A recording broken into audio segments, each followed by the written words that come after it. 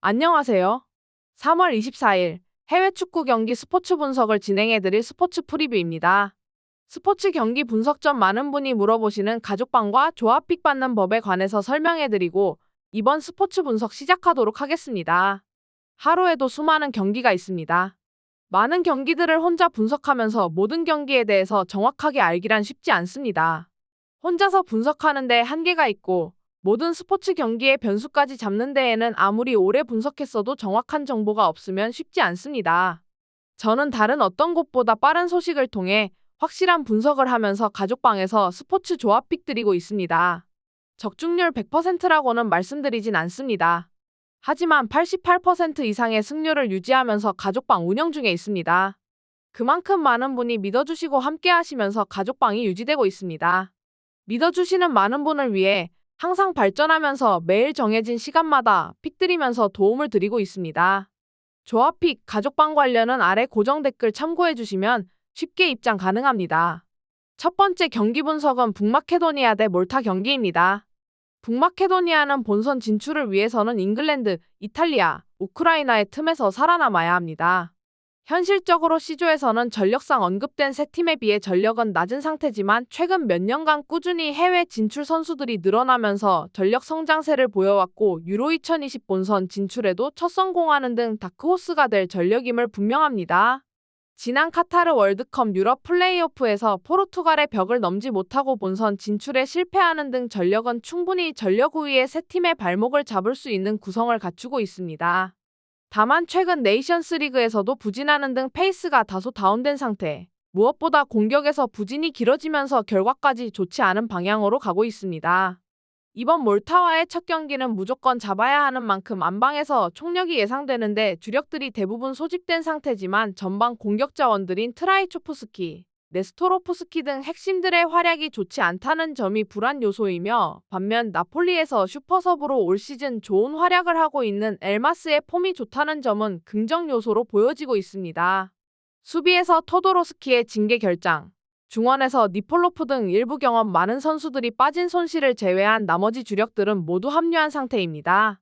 C조에서 최악체로 꼽히고 있는 몰타로서는 어려운 조에 속해 있어 그나마 북마케도니아가 다른 팀들에 비해 해볼 만한 상대이긴 하지만 역대 전적에 있어서도 압도적 약세를 잇는 데다가 네이션스 리그에서도 약체팀들과 한 조에 속해 승격에 실패하는 등 좋은 흐름은 아니지만 홈에서 이스라엘을 잡아냈고 친선 경기에서 그리스와 접전을 펼치는 등 최근 경기력만큼은 나쁘지 않아 보입니다.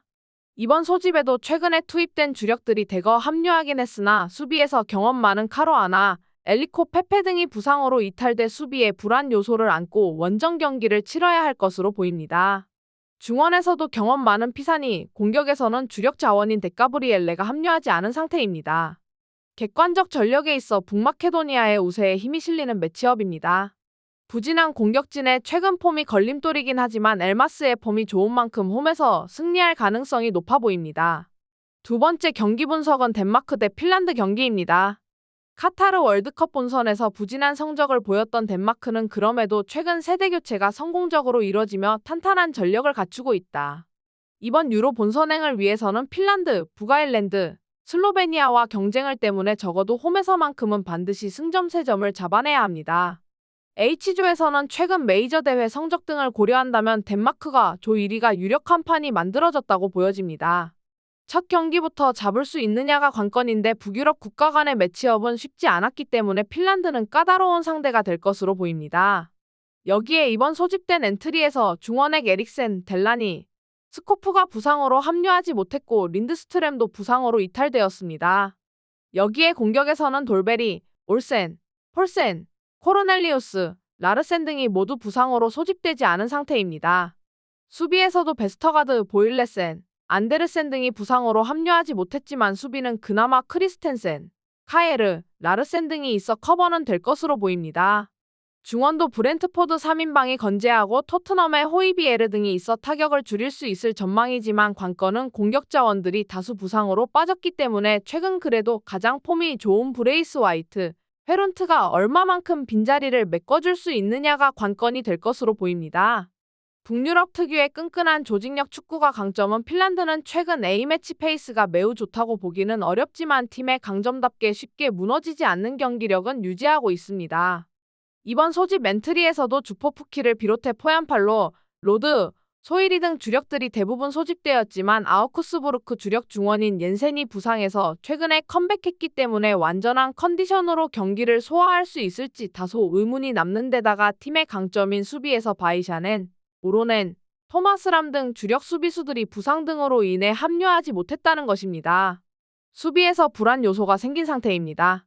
H조에서는 덴마크 원픽이라면 북아일랜드, 슬로베니아와는 핀란드로서도 충분히 해볼 만한 상대들인 만큼 덴마크 원정에서 최소한 패하지 않기 위해 그물망 수비가 예상됩니다. 덴마크의 공격 손실 에릭센의 공백 등 몇 가지 변수들이 있기 때문에 범위를 넓게 볼 필요는 있어 보입니다. 다만 올 시즌 세리에A에서 주목받고 있는 아탈란타의 공격핵 훼론트의 성장은 핀란드의 경험 많은 수비수들의 이탈 여파를 고려한다면 그래도 홈팀의 우세에 좀 더 힘이 실리는 경기가 되지 않나 싶습니다.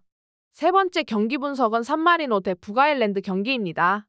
산마리노는 H조에서 그나마 홈에서 기대할 수 있는 상대라면 카자흐스탄을 꼽을 수 있으나 H조가 죽음의 조 수준의 전력차가 크지 않은 팀들이 몰려있기 때문에 적어도 산마리노를 상대로 승점 3점을 잡기 위해 총력으로 나올 것으로 보여 어려움이 예상됩니다. 최근 A매치 행보 자체는 최악이라고 보기는 어렵지만 대부분 유럽 약체들과의 매치업들이었기 때문에 북아일랜드를 상대로 어려움이 예상됩니다. 주력들이 대부분 소집되어 있어 정예 멤버진의 출격이 예상되지만 득점력이 뛰어난 선수들이 없는 데다가 A매치 여든한 경기로 가장 많은 경험의 주장이자 주포인 비탈리 올리마저도 현재까지 한 골을 기록하는 데 그친 상태여서 H조에서 많은 골을 기대하기는 어려워 보입니다.